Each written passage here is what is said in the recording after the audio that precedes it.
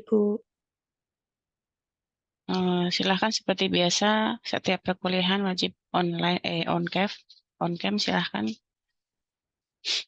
Semuanya wajib on cam tanpa ada kecuali kalau ada hambatan sinyal ya. Kelas F dan kelas C ini masih 32, 31, masih kurang banyak. Masih separuh yang belum masuk. Saya tidak akan memulai sebelum teman-teman semuanya on cam.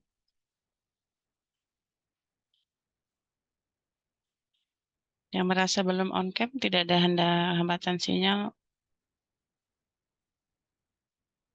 monggo untuk on cam.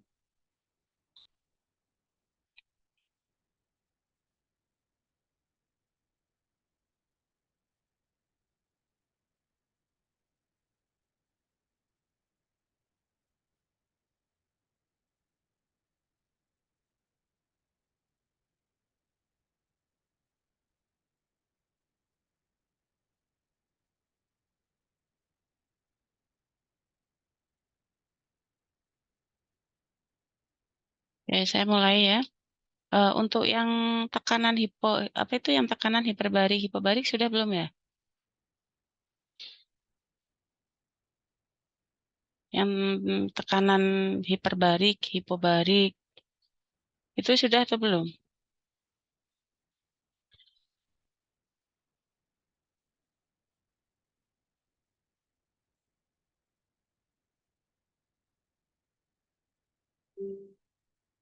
Ini Sudah, Ibu.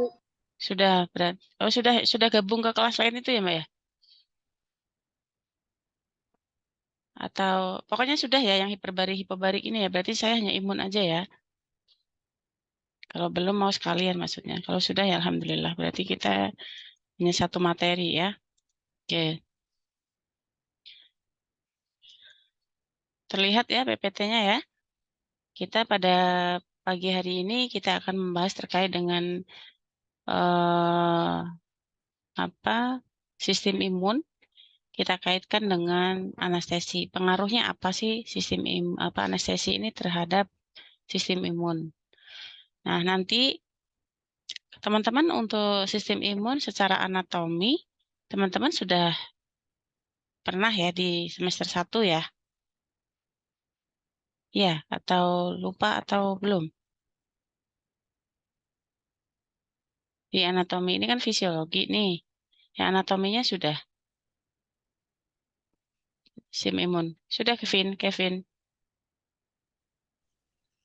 Kalau nggak salah sudah, Bu. Sudah ya, harusnya sih sudah karena anatomi kan semua sistem sudah ya.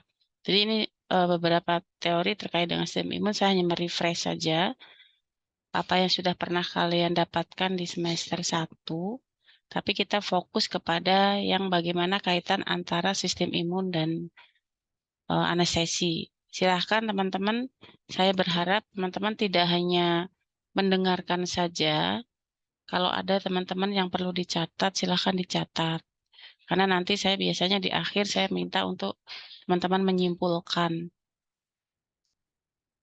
Kan kita manusia itu diberikan keterbatasan ya dalam mendengarkan.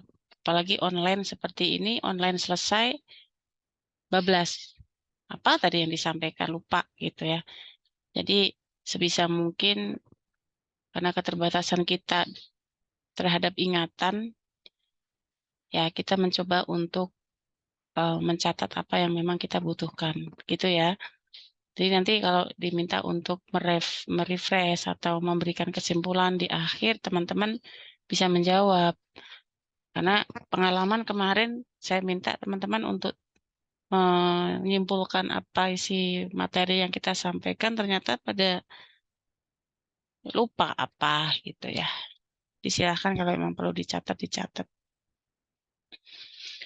Oke, ini yang akan kita pelajari pada pagi hari ini adalah mereview terkait dengan imunologi, sistem imun dan imunitas, bagaimana perbedaan antara sistem imun spesifik dan non-spesifik dan apa saja yang terlibat, dan diharapkan nanti teman-teman mampu menjelaskan Ya, mampu menjelaskan apa pengaruh anestesi terhadap sistem imun. Gitu ya. Jadi ini harapan nanti setelah teman-teman mengikuti mata kuliah ini, teman-teman dapat menjelaskan bagaimana sistem imun, imunitas, ya, kemudian respon imun spesifik dan non spesifik, serta apa kaitannya dengan anestesi. Nah, ada yang mau menyampaikan apa kira-kira perbedaan dari yang imunologi, sistem imun, dan imunitas? Silahkan. Ihyatul Arofah ada? Ihyaul Arofah. Ya, Ada Ibu. Bentar, silakan Ibu. Pak. Silakan apa yang menurut Anda perbedaan dari 3 hal ini?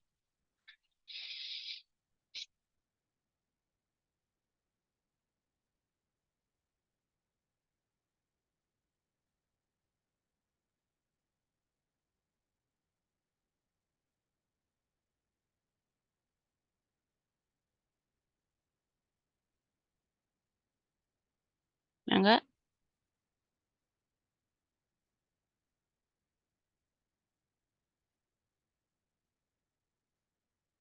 Atau yang lain silahkan. Untuk imunitas atau kekebalan adalah ketahanan tubuh terhadap penyakit, khususnya penyakit menular. Sistem imun adalah kumpulan sel, jaringan, dan molekul yang memediasi ketahanan terhadap infeksi. Nah, ilmu yang membahas tentang sistem imun dan responnya terhadap patogen yang menyerang disebut imunologi. Ya, terima kasih Mbak. Mbak siapa tadinya Mbak ya? Ihyaul, Bu. Oh, Mbak Arofah ya.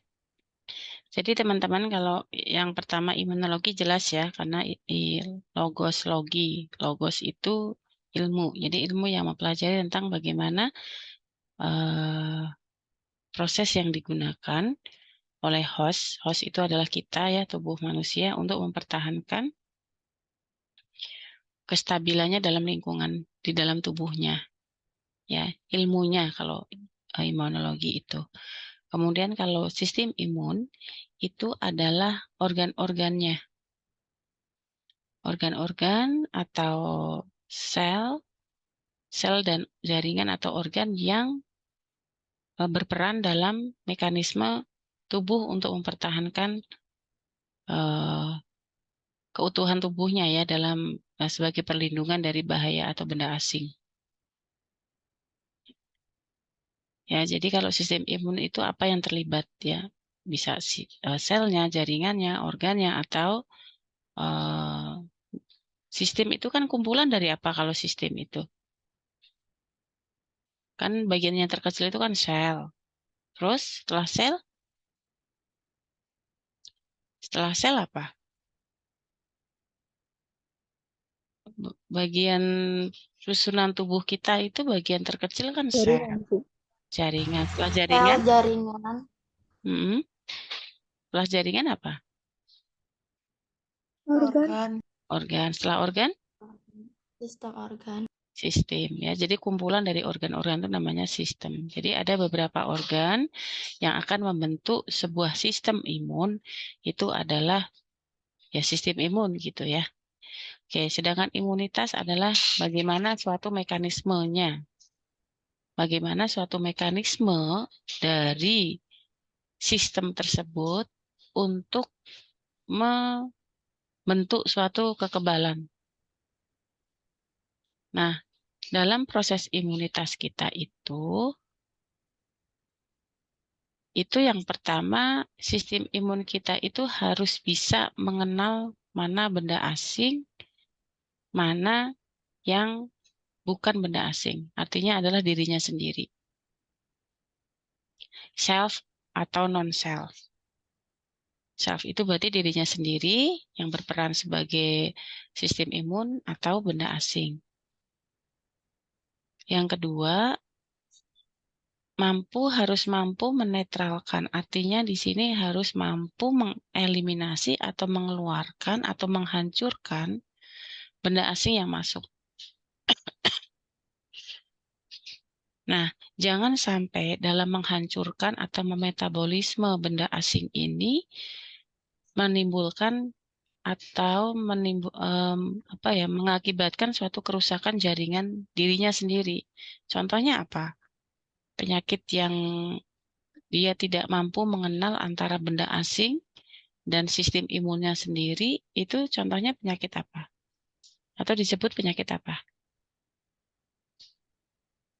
Ada yang tahu?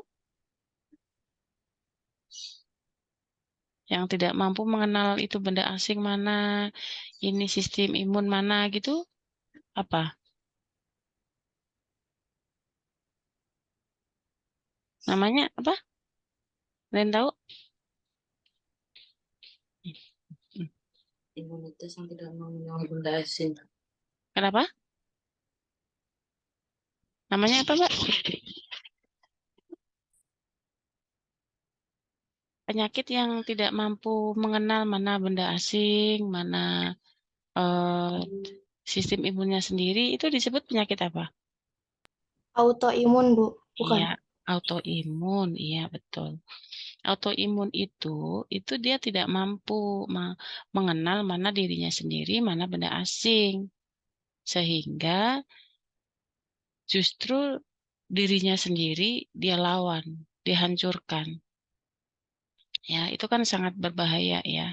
Karena harusnya malah yang diserang itu hanya benda asing saja, tapi justru dirinya sendiri ikut terhancurkan. Karena apa? Ketidakmampuan mengenal. Paham ya sampai di sini ya? Paham, Ibu.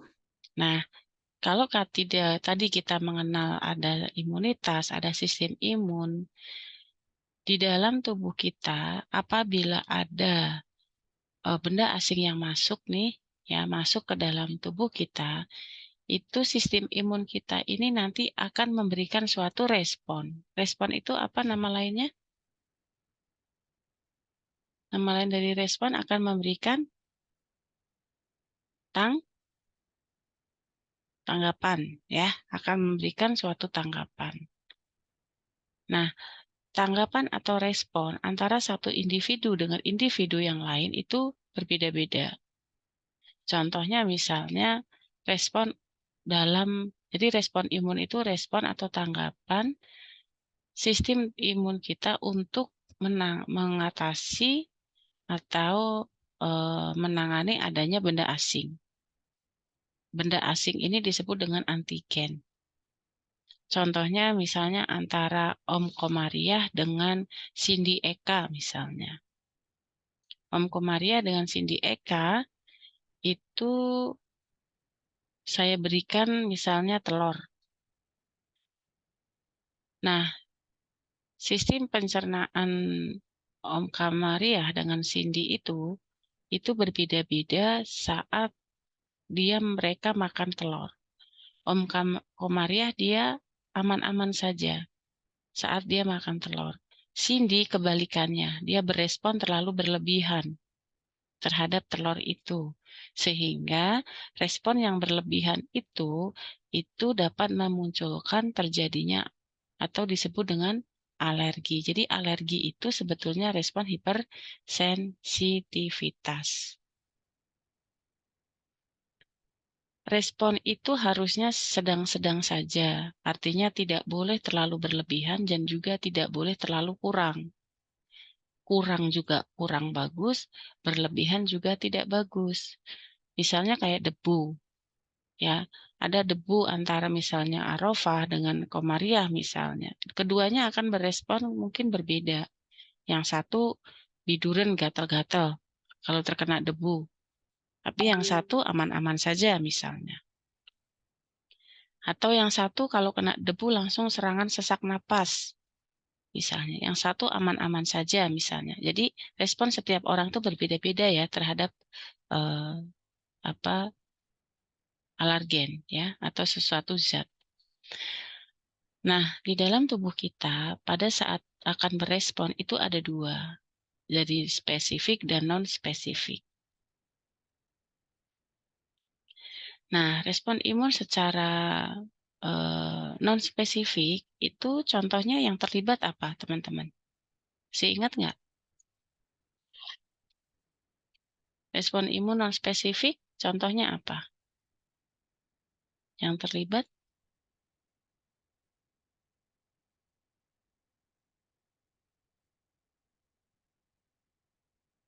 Ada yang masih ingat?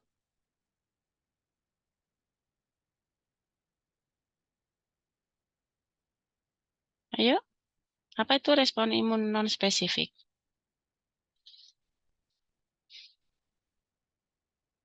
Silahkan, ada yang mau berpendapat. Mungkin Patricia, respon imun non-spesifik itu apa, Dok?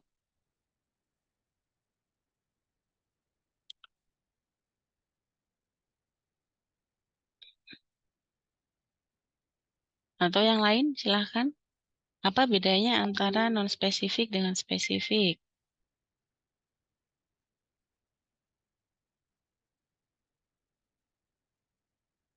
Yuk,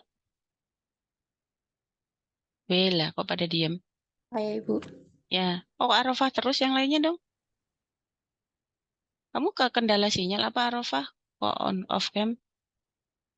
Iya ini Ibu sinyalnya itu Oh, lelet. oh ya sudah. Yang lain yuk, Elsa Deyi Mani. Nanti yang dapat nilai cuma Arafah doang yang aktif. Cindy, Bu. Ya silakan Sin. Kalau non spesifik itu biasanya dari kita lahir. Kalau spesifik itu baru terkena zat tertentu baru terjadi gitu, Bu. Ya contohnya apa kalau yang non spesifik dan spesifik?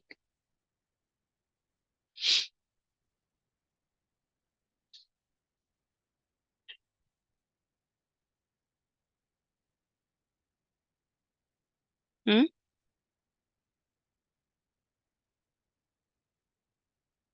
Cacar bisa nggak, Bu, termasuk?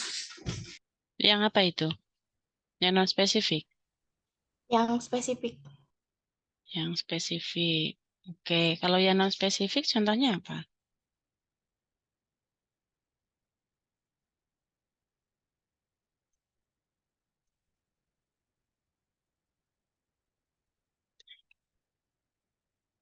Hmm,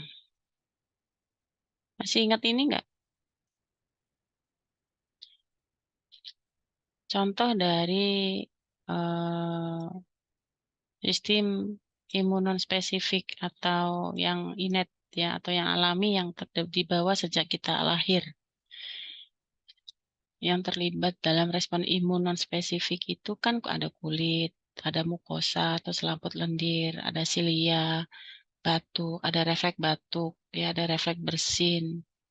Jadi kalau Anda kemasukan benda gitu ya dalam saluran pernapasan itu kan ada refleks bersin.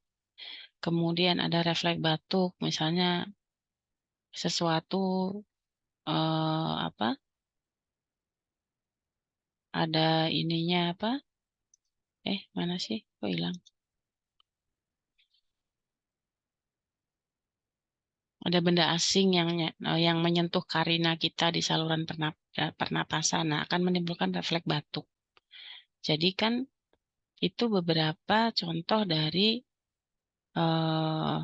respon imun bawaan ya atau non spesifik. Air mata ya, itu kan juga bagian dari respon imun non spesifik. Itu yang dibawa kita sejak lahir. Ada biokimia, itu contohnya juga ada asam lambung.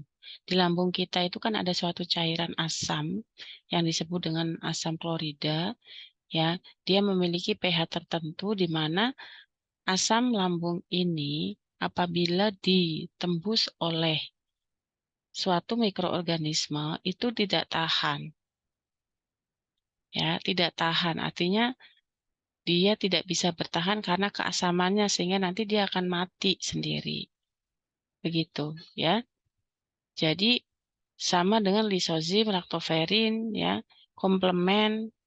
Komplemen itu sebangsa dia pelengkap, ya, pelengkap. Ada C1, C2 gitu ya, komplemen itu. C itu disebut dengan komplemen yang akan membantu proses dari sistem imun. Kemudian ada interferon, ada C reaktif protein atau CRP. Jadi ini beberapa contoh dari respon non spesifik. Kan kulit kita sejak lahir kita sudah punya, mukosa juga kita sudah punya. Silia di saluran pernapasan kita juga sudah ada. Ya, ada refleks batuk, refleks besar itu juga sudah ada. Asam lambung begitu kita lahir kita juga sudah ada. Komplemen interferon CRP itu semua sudah ada di dalam tubuh kita. Nah, yang seluler ada sel darah putih. Ya kan? Nah, sel darah putih itu komponennya apa saja? Masih ingat nggak? Komponen dari sel darah putih apa? Leukosit. Ya, sel darah putih itu leukosit, ya kan? Komponennya apa saja? Yang neutrofil. Neutrofil, Mm-mm, limfosit, mm-mm, monosit, mm-mm. eosinofil, basofil. Ya, monosit, limfosit, neutrofil, eosinofil, basofil. Nah, sekarang apa bedanya antara monosit, neutrofil, eosinofil, basofil? Limfosit, bedanya apa? Sama-sama mereka turunan dari sel darah putih, tapi bedanya apa nih? Monosit bekerja berperan sebagai apa? Neutrofil apa? Eosinofil apa? Basofil apa? Limfosit apa? Apa Zeda?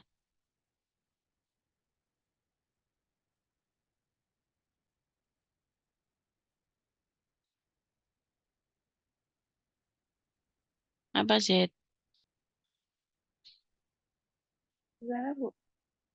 Hah? Apa bedanya monosit, neutrofil, eosinofil, limfosit, dan basofil?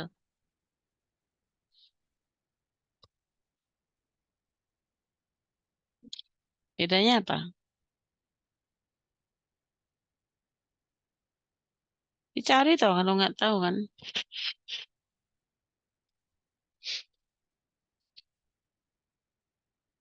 Apa Zeda? Zeda Ardina ada nggak di situ?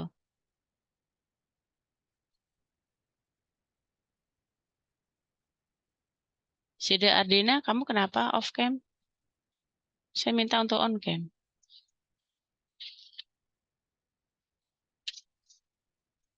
On cam dong.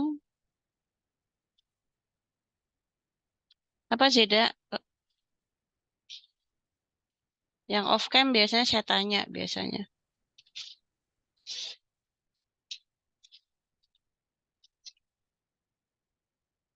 Ayo, cocok-cocok gitulah. Jangan lama-lama jawabnya. Zeda mana Zeda? Zeda tadi off cam. Masih off cam nggak dia? Mara, Nur Isca, Alini, Agara, Ivan itu masih off cam. Silahkan instruksi saya kalau ikut kuliah saya wajib on cam. Siapa yang mau jawab silahkan.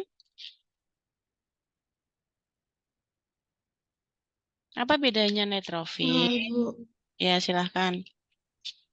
perbedaan dari turunan sel darah putih, yang pertama neutrofil itu dia sebagai sistem kekebalan tubuh yang merespon dengan cara menyerang bakteri dan virus. Sedangkan eosinofil itu bekerja Bakteri, sebentar. Bakteri dan virus tuh yang apa tadi?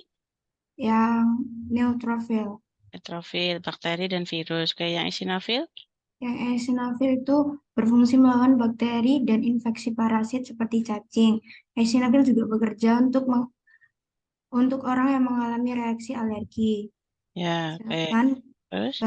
basofil itu berfungsi untuk meningkatkan respon imun non-spesifik terhadap patogen seperti kuman penyebab penyakit, bakteri, dan virus. Dan yang Masih terakhir, sama ya, berarti sama neutrofil tadi. Yang pertama ya apa? sama. Neutrofil. Oke, terus? Yang terakhir yang limfosit itu ada dua jenis. Limfosit itu ada limfosit sel B dan sel T yang fungsinya untuk menjaga sistem kekebalan tubuh.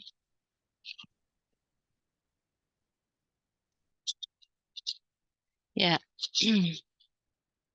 Jadi walaupun dia itu sel darah putih, dia mempunyai turunan masing-masing yang setiap fungsinya itu berbeda-beda ya. Neutrofil, monosit, limfosit itu mempunyai ciri khas masing-masing. Eosinofil dia lebih berperan kepada alergi ya, lebih berperan kepada alergi. Makanya orang yang alergi itu saat dilakukan pengecekan eosinofilnya dia akan lebih tinggi ya. Terus kemudian sel NK. NK itu natular killer ya.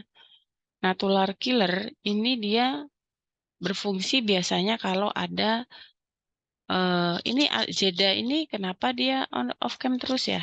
Ada nggak sih dia? Kalau enggak, oh kok kamu off cam sih? Soalnya kalau yang off cam biasanya Bu Nova keluarin. Kalau sudah sampai 5 kali Bu Nova bilang on cam, tapi masih off cam, itu biasanya Bu Nova remove, Bu Nova keluarin biasanya. Kemarin juga ada yang seperti itu dari kelas lain. Ternyata dia ke belakang, ke toilet, akhirnya masuk lagi terus nggak bisa karena sudah dikeluarin. Jadi kalau saya bilang on cam, kecuali ada kendala ya, boleh izin di chat. Kemudian sel NK ini adalah berfungsi untuk kalau ada ini apa sel tumor, ya sel tumor. Jadi kalau ada perkembangan jaringan yang abnormal, itu peran dari sel NK, ya gitu. Nah teman-teman, saat gimana sih pertemuan antara benda asing dengan hospes? Ya, bagaimana pertemuan benda asing dengan hospes? Jadi kalau misalnya ada benda asing, entah itu bakteri, virus, pokoknya mikroorganisme ya, masuk ke dalam tubuh kita, pertama akan ada respon yang namanya proses fagositosis dulu. Paham ya? Apa sih proses fagositosis? Itu seperti dia apa ya, dimakan itu ya, ditelan gitu ya. Proses dilakukan pencernaan nanti sampai dengan dia dihancurkan. Ya. Jadi di proses fagositosis itu pertama dia akan lakukan pengenalan dulu, dikenal dulu. Nah, sebelum dikenal itu akan dilakukan proses opsonisasi. Apa itu opsonisasi? Opsonisasi adalah perlekatan ke antigen, antibodi. Ya, antibodi itu dilekatkan ke benda asing tersebut. Ya. Nah, kemudian setelah itu dikenal. Dikenal ini benda asing atau teman kita sih gitu. Jadi kegagalan dalam mengenal benda asing dirinya sendiri ataupun diri sendiri atau yang benda asing itu adalah namanya penyakit autoimun tadi. Makanya kalau penyakit autoimun itu akan dihancurkan dirinya sendiri, sistem imunnya akan dihancurkan oleh dirinya sendiri. Makanya disebut autoimun. Auto itu sendiri, imun adalah imun. Jadi sistem imunnya dihancurkan oleh dirinya sendiri. Kan harusnya nggak boleh begitu ya. Jadi dia harusnya bisa mengenal. Tapi karena kegagalan mengenal itulah akhirnya menyebabkan hal seperti itu. Nah, setelah dikenal ya mana itu benda asing atau dirinya sendiri, ini akan dilekatkan dengan reseptor. Reseptor itu apa ya, Sabrina? Reseptor itu apa, Brina?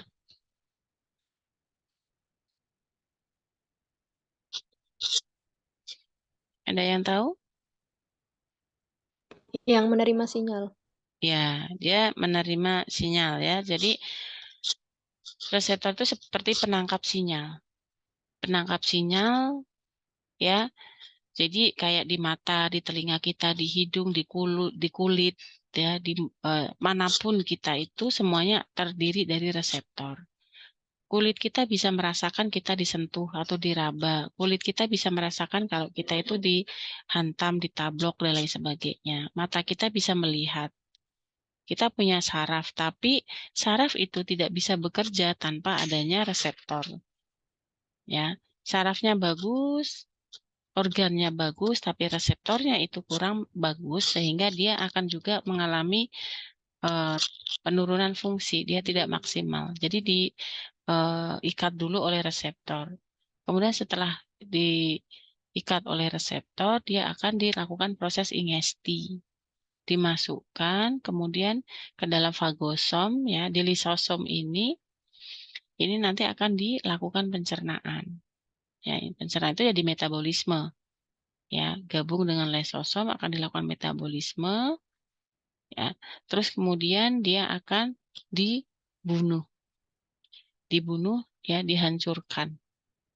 Kalau Anda lihat pada pasien COVID itu sebelum pemeriksaan PCR itu dilakukan pemeriksaan apa? Sebelum PCR yang kemarin sempat COVID itu pemeriksaan rapid test ya?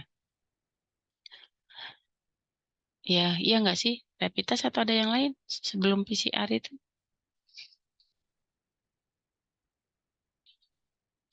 Apa? PCR atau ada yang lain ya? Sebelum PCR itu Bu, apa? Apa? Rapid test ya, Mbak? swab bisa. Ya, kalau rapid test itu dia hanya bisa, makanya dia tidak akurat ya kalau rapid test itu. Karena apa? Dia masih bisa mengidentifikasi, jadi setelah dihancurkan ini, mikroorganisme entah itu virus, entah itu bakteri, setelah dihancurkan ini, dia akan meninggalkan kepingan-kepingan. Kepingan-kepingan yang sudah dihancurkan ini akan kedetek oleh rapid test. Tapi berbeda dengan yang PCR. Kalau PCR itu lebih akurat ya. Jadi dia akan bisa mengidentifikasi secara keseluruhan dari mana ekornya dan mana badannya, mana kepala dari virus misalnya begitu, dia akan lebih kompleks ya. Jadi ini akan digiling, dibunuh dan dihancurkan ya, dicerna dulu kemudian dihancurkan. Nah, kemudian untuk respon imun yang spesifik. Respon imun secara spesifik ini memiliki 3 tanda khas, yaitu spesifik artinya dia bereaksi dengan benda yang sama yang telah memberi respon sebelumnya dan dapat membedakan. Saya minta tolong dijelaskan dong arti dari spesifitas. Artinya apa? Silahkan. Apa arti dari spesifitas atau spesifik? Tadi sudah dijawab sih sama Arofa, cuman silakan dilebih detailkan lagi. Ada yang bisa? Lydia, Viola boleh? Brasilia boleh, silakan. Yang dimaksud spesifik itu yang kayak gimana?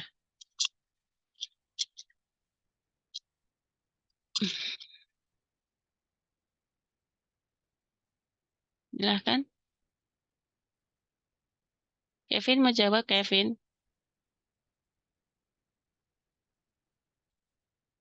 Dita mau jawab, Dita.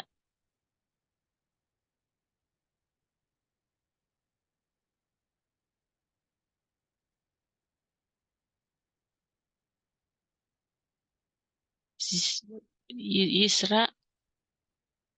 Oh, ini masih spesifik. Kok pada diam sih? Bisa menjawab, Bu. Ya, silakan Anda. Kalau spesifik itu sesuatu yang lebih dikhususkan atau suatu hal yang bersifat umum, Bu. Ya, artinya apa dalam sistem imun ini? Yang kayak gimana tuh? Contohnya, kalau tadi kan siapa ya, Arofa memberikan contoh kan cacar ya, Arofa ya? Itu Cindy, Bu, tadi yang bilang. Cindy ya, Cindy. Nah, itu kayak gimana contohnya dijabarkan lagi, Nanda? Diproduksinya antibodi oleh sel limfosit untuk melawan antigen spesifik yang masuk ke dalam tubuh, Bu. Jadi gini, saya berikan contoh misalnya ini ya.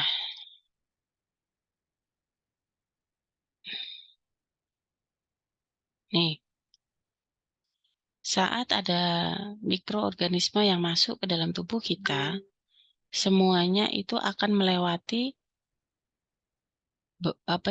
bagian dari respon imun non-spesifik.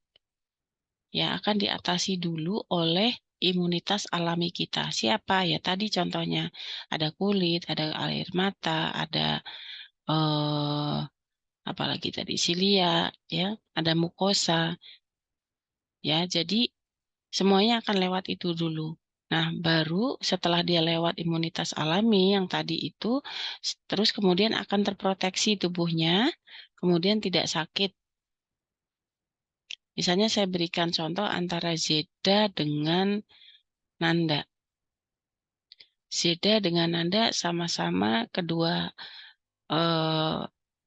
orang ini ada apa Misalnya apa misalnya?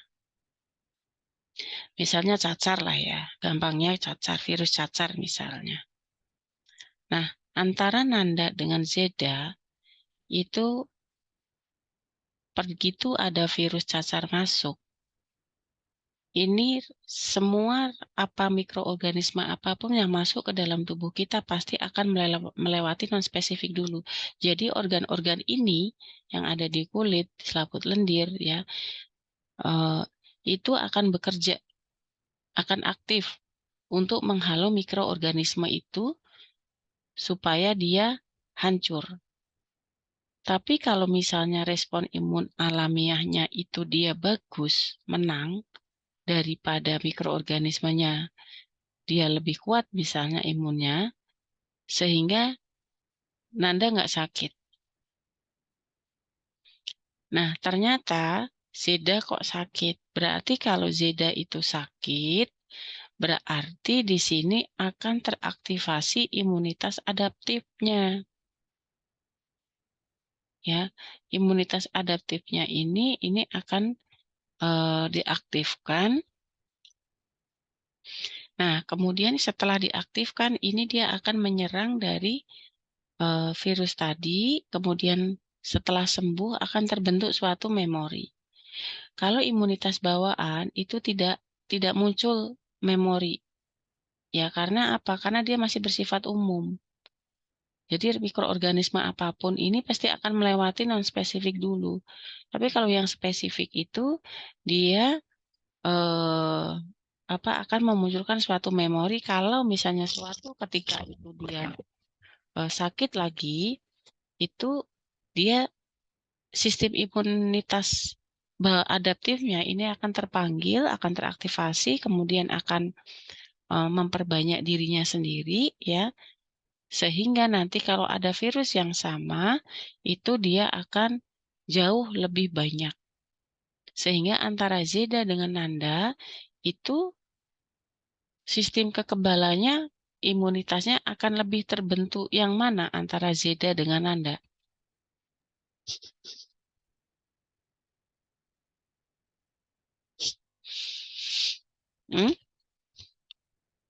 Kira-kira lebih bentuk yang mana? Jadi kalau Nanda itu dia dengan respon imun alami itu dia sudah sembuh, tapi ternyata Zeda itu dia sakit.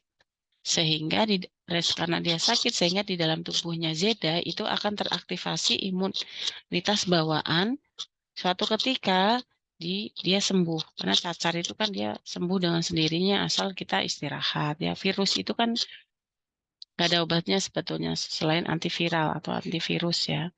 Hanya dengan cukup makan, istirahat, gitu ya, banyak minum air putih, itu insya Allah virus itu akan mati dengan sendirinya. Jadi setelah dia sembuh akan terbentuk memori. Ya. Nah, kalau misalnya pada agen yang sama, ya, sehingga nanti kalau misalnya muncul lagi virus yang sama, ini yang akan jauh lebih kebal itu Zeda atau Nanda? Siapa? Zeda ya, Ibu? Zeda, iya. Kenapa Zeda? Dia kalau misalnya ada virus yang sama nanti, ya kan kita nggak tahu nih di sekeliling kita itu ada bakteri apa, ada virus apa, kita semuanya nggak tahu karena kan nggak terlihat. Hanya bisa terlihat dengan mikroskop, itu pun mikroskop yang elektron. Kalau secara kasat mata kan kita nggak bisa lihat. Nah, saat kita berada di mana suatu tempat misalnya, ternyata di situ ada virus, ada virus cacar. Nah, kenapa Zeda itu lebih kuat, lebih kebal dibandingkan dengan Nanda saat ada virus cacar? Kenapa kira-kira? Karena sistem imunnya si Zeda sudah mengingat Karena, Nah, sistem imunnya sudah mengingat tubuh. ya, ya betul ya Kevin. Karena di dalam tubuh Zeda itu dia sudah terbentuk sistem imun adaptifnya, sudah ada memorinya, sudah ada antibodinya, antibodi cacar. Makanya kan antibodi sistem imun atau imunitas itu kan ada yang didapat, ada yang secara alami. Ya. Nah, terus kemudian Zeda masih bisa kena lagi nggak cacar kalau begitu? Bisa, Bu. Ya, walaupun dia sudah terbentuk antibodi yang sangat banyak, Zeda, dia masih tetap dia akan beresiko bisa terkena cacar lagi, tapi jauh lebih aman dibandingkan dengan Nanda yang sama sekali belum pernah kena cacar. Tapi masih bisa. Insidennya hanya paling 0,001 ya, 0,001 untuk bisa dia terkena cacar, tapi masih bisa ya gitu. Sampai di sini bisa dipahami.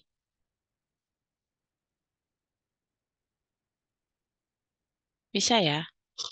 Bisa, Ibu. Sekarang yang ciri yang kedua adalah heterogenitas.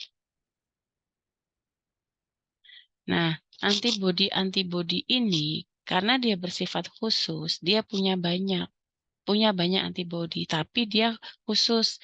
Jadi misalnya, tadi sudah terbentuk di tubuh Zeda misalnya antibodi cacar.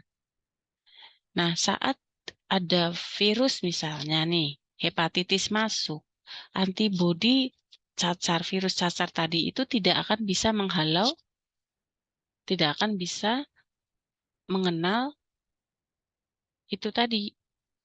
Ya, tidak bisa mengenal yang cacar tadi. Hepatitis ya. Tadi kan Zeda sudah terbentuk antibodi cacar. Nah, kemudian ada virus hepatitis masuk. Karena adanya itu antibodi cacar, kan untuk antibodi hepatitisnya nggak ada. Jadi antibodinya itu dia hanya akan berespon, hanya akan aktif dengan ini yang sama, antigen yang sama. Bisa dipahami ya. Jadi dia tidak akan bisa mengenal virus hepatitis karena dia belum terbentuk antibodinya. Jadi kalau misalnya ada virus hepatitis yang masuk lagi, ya dia akan melalui sistem imun bawaan lagi dari kulit, ya dari mukosa itu semuanya juga akan bekerja. Nah, kemudian berikutnya adalah memori. Nah, ini adalah ciri khas dari sistem imun, ya respon imun yang non spesifik itu ada memori. Dia mampu mengenal, mampu mengingat. Oh, ini dulu adalah antigen yang pernah masuk. Sehingga saat ada antigen yang sama, itu dia akan jauh lebih waspada dengan cara dia akan memperbanyak antibodinya. Begitu.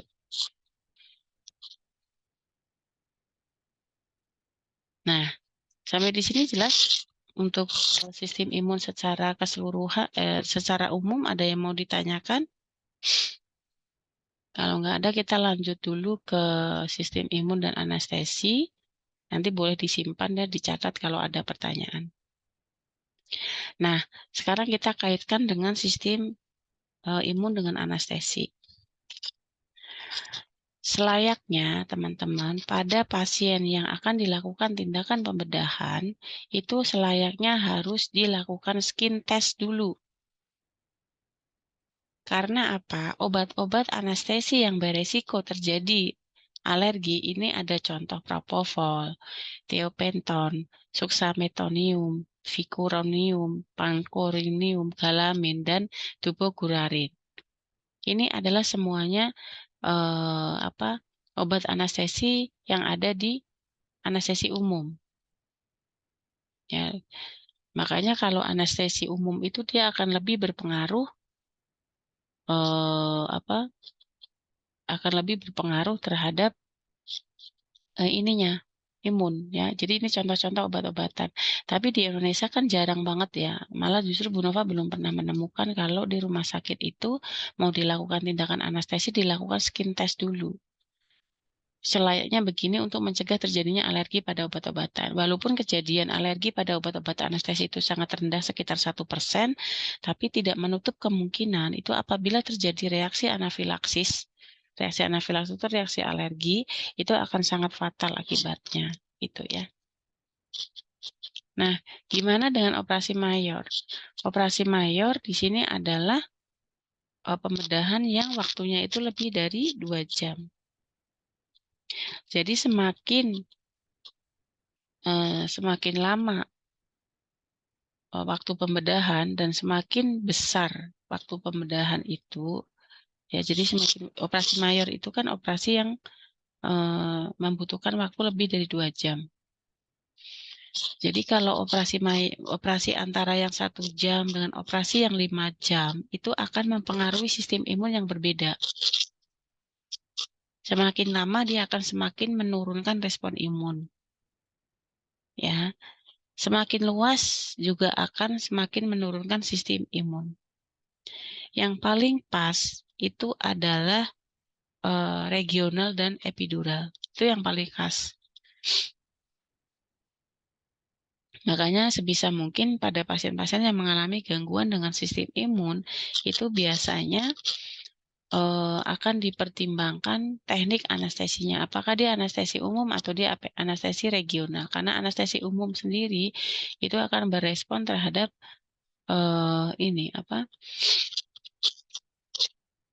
di dalam tubuhnya, ya.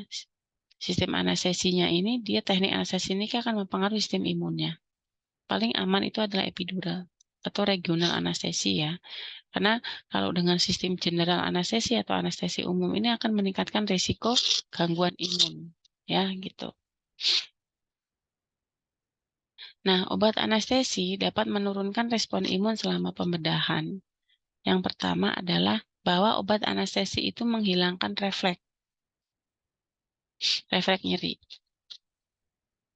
Kemudian yang kedua, obat anestesi itu akan mempertahankan homeostasis kardiovaskuler. Ingat bahwa homeostasis kardiovaskuler ini berkaitan dengan sistem imun yang terjadi pada pasien. Jangan dikira nggak ada masalah ya.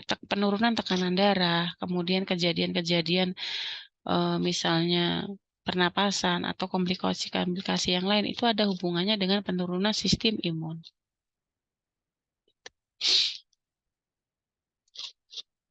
Nah, anestesi dapat memberikan dampak baik secara adaptif dan non-adaptif. Contohnya adalah anestesi dapat menghalangi silia pernapasan.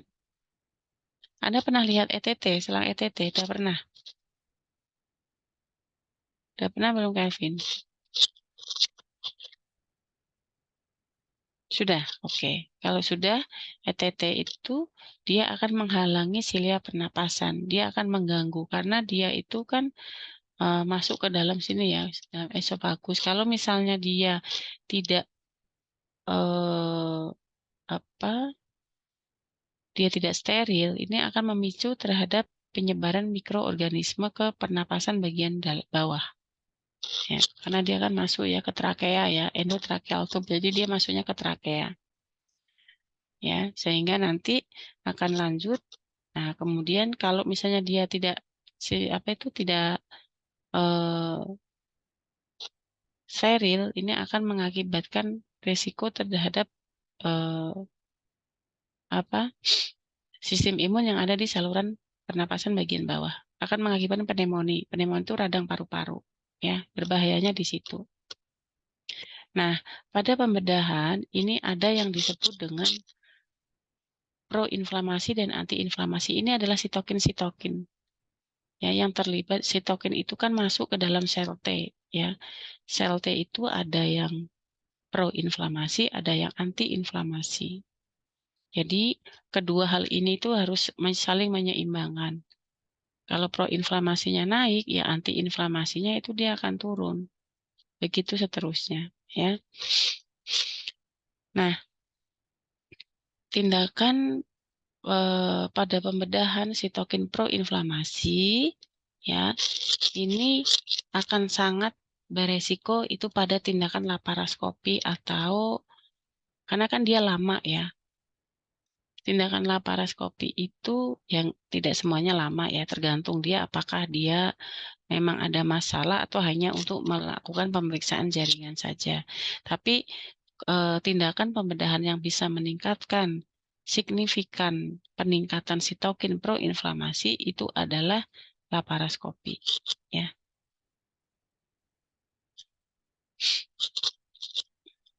Nah, ini adalah minta tolong dibacakan dong. Edria Kaidah Saputri yang sebelah kiri, Mbak. Efek anestesi terhadap sitokin.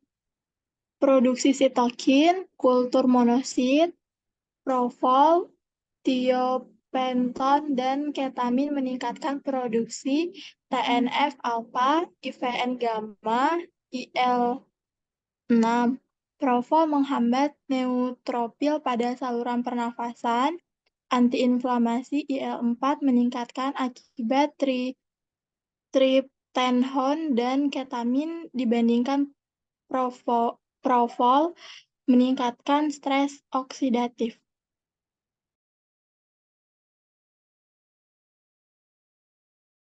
Jadi intinya, ini kan beberapa obat nih. Thiopental, propofol, agen volatil itu adalah agen anestesi umum yang lewat inhalasi, ya, dihirup.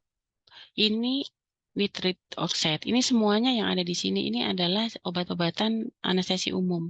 Jadi kalau anestesi umum itu dia akan lebih beresiko menurunkan sistem imun. Makanya nanti saat Anda itu mau mengkaji pasien yang akan dilakukan tindakan anestesi atau pembedahan, itu kalian harus tanya, ada alergi obat nggak, alergi makanan nggak, atau alergi yang lain. Ya, jadi alergi itu harus ditanyakan karena apalagi alergi telur gitu ya. Karena kan propofol ini dia salah satunya ada bahan seperti putih telur gitu ya, seperti itu. Jadi dia akan pada kondisi-kondisi tertentu, orang-orang tertentu akan alergi terhadap propofol, ya gitu. Nah, di sini ini adalah contoh-contoh obat-obatan, obat-obat yang ada di sini ini semua, ini ternyata menurunkan sel NK. Ya, aktivitas dari sel NK ini menurun akibat pemberian thiopental, propofol, agen volatil, nitrit oxide, N2O ya. Kemudian ada morfin. Morfin ini adalah opioid kuat atau analgetik yang sangat kuat. Ini ternyata analgetik yang sangat kuat ini juga menghambat sel NK. Fentanyl ini analgetik juga, tramadol juga analgetik juga ya. Kalau fentanyl ini dia juga opioid yang kuat ya. Ini juga dia akan menghambat sel NK. Jadi ini beberapa contoh dari efek dari obat anestesi terhadap sitokin atau sistem imun. Nah, ini anestesi inhalasi atau IV dapat meningkatkan hitung jenis neutrofil. Jadi nanti boleh Anda lakukan penelitian mungkin kalau mau ya. Benar nggak sih bahwa pada pasien yang dilakukan inhalasi ya, anestesi inhalasi dengan yang regional, ini neutrofilnya beda atau sama? Kalau sesuai teorinya, itu akan lebih tinggi yang inhalasi. Begitu. Begitu juga dengan general anestesi, ini juga akan menurunkan antibodi. Ya, atau imunoglobulin kita ini akan turun. Nah, sehingga memang kalau bisa regional, lakukan secara regional supaya tidak terlalu mengganggu sistem imunnya. Transfusi juga sama. Ternyata transfusi itu juga dapat menurunkan limfosit T dan makrofag. Jadi transfusi, kemudian transplantasi organ, itu kan merupakan darah orang lain yang kita masukkan ke dalam tubuh kita, atau organ orang lain yang kita masukkan ke dalam tubuh kita. Itu kan sama dengan benda asing. Jangan dikira transfusi darah itu bukan benda asing.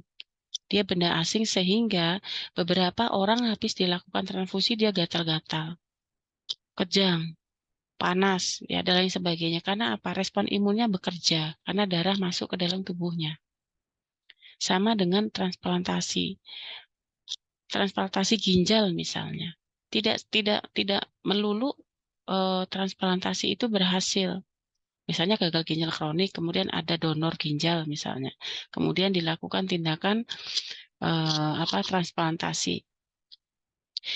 Kalau sistem imunnya itu menolak, ya berarti nggak akan bisa berhasil itu transplantasinya. gitu ya, karena ginjal orang lain itu belum tentu cocok dengan ginjal kita, darah orang lain juga belum tentu cocok dengan darah kita, sehingga transfusi dan transplantasi itu akan menimbulkan reaksi imun, respon imun yang berbeda-beda terhadap setiap orang. Yang satu berlebihan respon imunnya, yang satu enggak. Yang berlebihan ini yang berbahaya, ya. Nah, gimana dengan pasien HIV/AIDS? Pasien HIV/AIDS, Anda tahu pasien HIV/AIDS itu kayak gimana respon sistem imunnya? Bagus nggak? Tidak. Sangat tidak, ya. Imunodefisiensi. Jadi dia sangat-sangat kekurangan sistem imun. Ya, imunodefisiensi. Jadi dia imunnya itu sangat-sangat turun, sehingga dianjurkan kalau pasien itu dia terjadi HIV, disarankan untuk tidak general anestesi, tapi disarankan secara regional anestesi. Karena memang regional anestesi ini dia lebih aman. Tapi kalau memungkinkan, kan nggak mungkin kalau misalnya mau pembedahan jantung, mau pembedahan otak, dilakukan regional anestesi. Kalau regional anestesi kan hanya separuh badan saja, abdomen ke bawah dia yang akan terblok anestesi. Tapi yang bagian abdomen ke atas kan dia masih fine-fine saja, tidak terkena blok anestesinya. Sehingga untuk itu pasien-pasien tertentu yang memang bisa memungkinkan pasien pakai regional, ya silahkan pakai regional. Contohnya misalnya pasien ibu hamil dengan HIV/AIDS, ya jangan pakai anestesi umum, pakai regional. Atau appendicitis, nggak usah pakai. Biasanya kalau appendicitis itu kan terjadi pada anak-anak ya. Jadi kalau misalnya dia pasien HIV/AIDS yang dibawa oleh ibunya misalnya, karena ibunya HIV/AIDS sehingga anaknya juga akan tertular misalnya lewat plasenta, dia harus operasi ya kalau bisa memungkinkan loh. Kalau tidak memungkinkan ya tetap dia general anestesi. Yang dimaksud memungkinkan ini ya tidak boleh kita paksa. Pembedahan jantung, pembedahan otak supaya tidak mengganggu, sehingga ya pakai regional anestesi saja kan nggak bisa gitu. Gitu ya. Oke, mungkin itu yang bisa Bu Nova sampaikan. Ada yang mau ditanyakan sebelum kita simpulkan? Ada yang mau ditanyakan terkait dengan sistem imun dan kaitannya dengan anestesi? Ibu izin bertanya, Ibu. Iya, monggo Mbak Arofah. Kan tadi Ibu membandingkan tentang imunnya Zeda dan Nanda. Nah, pertanyaan saya, kan ada seorang anak waktu kecil itu dia sering sakit-sakitan. Kemudian dokter anaknya itu bilang ini tuh bisa sembuh mungkin kalau sudah SD gitu, kayak udah imunnya udah kebal gitu, Bu. Nah, si anak ini tuh rentan sama air dingin, pokoknya yang suasana itu dingin kayak malam gitu atau suasana dingin ya, Bu. Kemudian saat sudah gede gitu, Bu, sampai dewasa itu dia masih ini, Bu, apa ya, belum kebal juga sama cuaca dingin itu. Nah, itu gimana ya, Bu? Kenapa gitu penyebabnya? Terima kasih. Ya, terima kasih Mbak Iyal Arofah untuk pertanyaannya. Jadi yang namanya imun itu unik ya Mbak Mas, unik. Tidak bisa kita bandingkan dan tidak bisa kita prediksi. Biasanya, berarti yang tadi ditanyakan oleh Mbak Arofah itu adalah respon alergi ya, berarti Mbak, dia alergi terhadap dingin. Gitu. Iya, Atau Bu. ya, ini sih sesuai dengan studi ya, atau sesuai dengan hasil penelitian, atau sesuai dengan teori. Respon imun alergi pada anak memang lebih cenderung dia sensitif. Tapi kalau respon alerginya itu memang dia dimulai dari kecil, itu biasanya cenderung dia akan tidak berlanjut sampai dewasa. Karena apa? Karena semakin seiring perkembangan usia, respon imunnya dia akan semakin membaik. Namun, pada kondisi-kondisi seseorang tertentu tidak juga seperti itu. Sampai dengan dewasa, bahkan sampai dengan lansia atau bahkan seumur hidupnya pun ya respon alerginya masih akan sama. Makanya setiap orang itu berbeda-beda. Makanya kayak misalnya asma. Asma itu kan penyakit hipersensitivitas juga. Dia inflamasi kronik di saluran pernapasan akibat dari hipersensitivitas bronkus.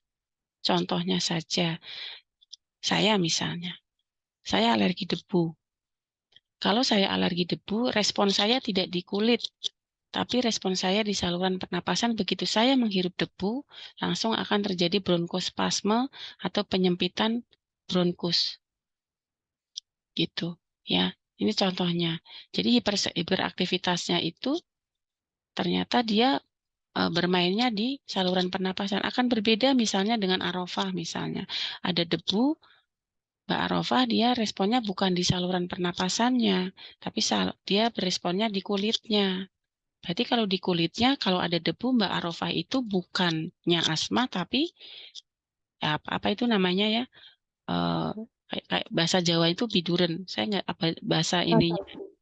Iya, gatal itu kan, gitu. Urtikaria, ya urtikaria.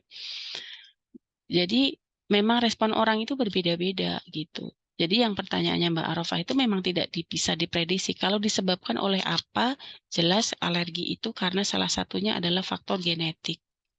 Ya, nah faktor genetiknya itu akan terus ada di dalam tubuhnya. Cuman dia beresponnya itu naik turun. Contohnya saja saya misalnya. Saya juga ada alergi. Alergi saya termasuk salah satunya itu perubahan cuaca.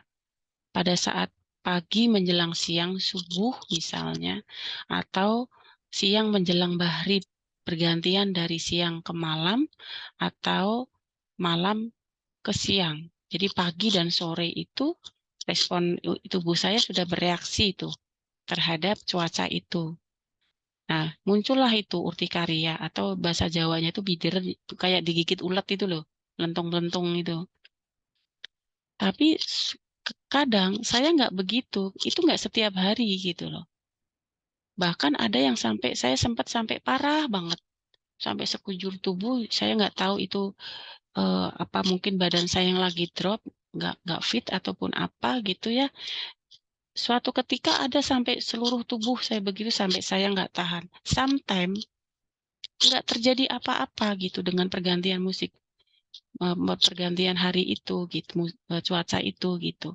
Jadi memang respon imun itu nggak bisa diprediksi, Dok. Tapi karena di saya itu ada riwayat genetik dari ayah itu adalah alergi, sehingga di dalam tubuh saya itu ada gen tertentu yang diwariskan dari orang tua saya itu alergi. Sehingga akan sampai kapanpun akan ada di dalam tubuh saya. Kapan entah itu terpicunya, sama dengan kasusnya Mbak Arafah tadi. Itu kan dia muncul sejak kecil, yang biasanya saat dewasa nanti dia akan menghilang dengan sendirinya. Seiring dengan perkembangan sistem imunnya dia yang semakin bagus. Tapi nggak juga begitu gitu, karena respon, ya itu kembali lagi Mbak, respon imunnya itu berbeda-beda gitu. Kalau disebabkan oleh karena apa, secara teori belum terketahui karena apa itu. Karena memang sama dengan asma ya. Asma itu kalau dia muncul dari kecil, gejalanya sesak, batuk, dan lain sebagainya, asmanya itu muncul dari kecil. Itu lebih cenderung nanti kalau dewasa dia akan sangat berkurang. Bahkan bukan hilang ya, tapi dia akan sangat terkendali gitu. Tapi berbeda kalau asmanya itu muncul saat kita sudah dewasa. Karena kan saluran pernapasan pada anak kecil itu saat dia dewasa dia akan berubah, akan lebih volumenya akan lebih banyak, untuk apa itu besarannya dia juga akan lebih besar gitu ya. Jadi dia hiperaktivitasnya dia akan semakin menurun. Kalau pada asma pada anak muncul dibandingkan dengan asma yang muncul pada orang dewasa. Tapi kalau orang dewasa muncul di saat dia orang dewasa itu biasanya dia ya akan sampai dengan lama gitu. Memang alergi itu nggak bisa disembuhkan, Mbak. Asma pun nggak bisa disembuhkan, dia hanya bisa dikontrol. Sama dengan alergi. Alergi itu nggak bisa disembuhkan. Paling kita sembuhkan dia gatal, kita minum obat histamin, antihistamin misalnya begitu. Ya. Jadi hanya bisa mengurangi gejala tapi tidak menyembuhkan alergi kita. Alergi itu tidak bisa sembuh. Respon alergi itu pasti akan ada tergantung dari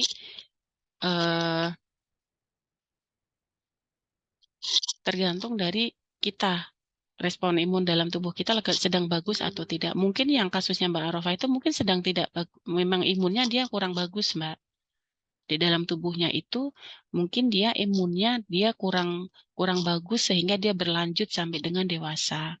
Nah, mungkin dengan gaya hidup yang bagus, dengan makanan-makanan yang dijaga, dikurangi lemak-lemaknya kayak begitu, banyakin sayur, buah, minum air putih, kemungkinan besar itu imunnya akan bertambah baik sehingga paling tidak bisa mengendalikan alerginya. Gitu Mbak Arofah ya.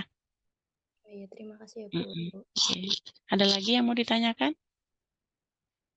Ibu izin bertanya. Ya. Kenapa orang yang terkena penyakit autoimun itu yang diserang di titik-titik tertentu? Maksudnya nggak ke seluruh tubuh loh, Bu. Kayak tiba-tiba pipinya itu kayak tembem, terus kakinya gitu. Kenapa ya, Bu? Iya. Suka-suka dia mau kemana. Jadi, makanya setiap orang itu berbeda-beda. Jadi, kayak misalnya gini, Mbak. Anda pernah gatel-gatel enggak? Pernah gatel, pernah bagi Anda yang punya riwayat, ada yang punya riwayat alergi? Saya Ibu. Alergi apa, Mbak? Seafood. Oh, antibiotik ya? Iya. Oh. Kalau yang terkait dengan cuaca, yang akan menimbulkan urtikaria kayak begitu tuh, ada nggak? Kalau Anda amati, Anda pernah tiduran nggak? Urtikaria pernah nggak? Pernah Bu. Nah, biasanya yang paling banyak terjadi yang besar-besar kayak gitu urtikarianya itu biasanya di daerah yang mana? Daerah tangan dan dada biasanya Bu kalau cuacanya dingin. Oh, itu kalau Mbak Arofa. Kalau beda dengan Bu Nova. Kalau Bu Nova urtikaria kayak gitu dingin, itu malah justru tangan sama sekali hampir tidak pernah terkena. Saya terkenanya di paha. Selakangan paha itu pasti dia. Dia jauh lebih banyak dan dia jauh lebih besar-besar dibandingkan dengan yang lain. Kaki, tangan sama sekali saya nggak ada. Karena memang respon imun tuh begitu, Mbak. Tergantung dia itu pengennya kemana. Jadi kalau kita mau bicara alergi itu kan ada histamin ya. Histamin yang dikeluarkan oleh tubuh kita. Yang menimbulkan gatal itu histaminnya itu. Nah, histamin itu mau nyoploknya di mana? Yang hiperaktivitasnya, dia yang respon berlebihannya itu di mana? Kalau asma itu histaminnya itu sel masnya. Jadi ada di dalam tubuh kita yang namanya sel mas. Sel mas itu setiap tubuh kita, di kulit kita itu ada yang namanya sel mas ya. Sel mas di dalam tubuh kita itu ada yang namanya sel mas. Sel mas kita itu tergantung dia mau beresponnya itu di bagian mana. Tergantung suka-suka dia, Mbak.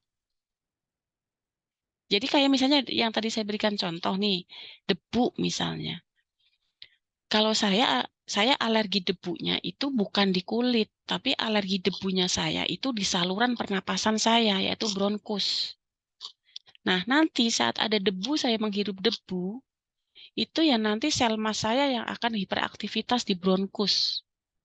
Sel masnya itu dia lebih aktif nanti. Ya, nanti akan berespon terhadap itu imunoglobulin E ya kalau kita bilang. Karena alergi itu kan ada hubungannya dengan imunoglobulin E. Jadi sama dengan yang autoimun begitu, Mbak. Tanda gejalanya dia akan masing-masing orang memang berbeda-beda. Karena tergantung dia selnya itu akan yang lebih aktif yang mana gitu. Gitu Mbak Sari. Itu ya, bisa dipahami ya. Baik, Bu, terima kasih. Jadi memang nggak bisa suka-suka dia maunya kemana gitu. Gitu. Belum tentu kayak misalnya belum tentu kayak Yunia dengan saya. Saya kan memang ada riwayat alergi gitu. Sama Yisra tadi. Kan tidak semuanya orang alergi sevo. Ternyata di Zira itu sel yang ada di dalam tubuhnya itu bereaksi terlalu berlebihan kalau ada sevo. Harusnya respon kita itu kita menghendakinya respon kita itu biasa-biasa saja. Jangan sampai berlebihan dan jangan sampai kurang. Nek responnya kurang ya pasti akan gampang sakit, responnya terlalu berlebihan juga akan sakit. Gitu. Gitu ya Mbak Sari dan teman-teman. Oke, kita simpulkan pada pagi hari ini, waktunya sudah habis. Apa yang bisa kalian simpulkan dalam pertemuan kita pagi hari ini? Ada, silahkan mewakili teman-temannya.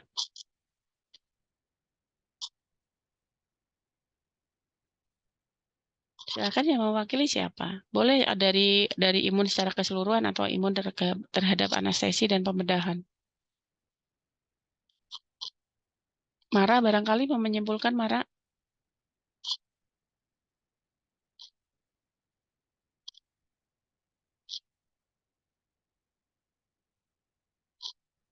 Silakan. Kevin mau membantu. Kevin menyimpulkan, Kevin.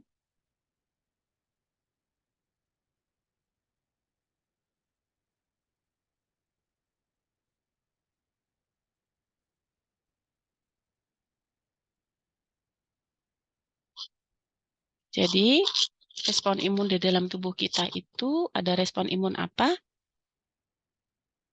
Spesifik dan non-spesifik. Spesifik dan non-spesifik. Nah, kalau respon imunnya itu berlebihan disebut dengan apa? Alergi. Alergi ya. Oh, hiperbarik. Alergi, respon berlebihan itu disebut hipersensitivitas ya, atau alergi. Atau hiperaktivitas, hipersensitivitas itu namanya alergi. Kemudian anestesi pada sistem imun itu bagaimana? Ininya.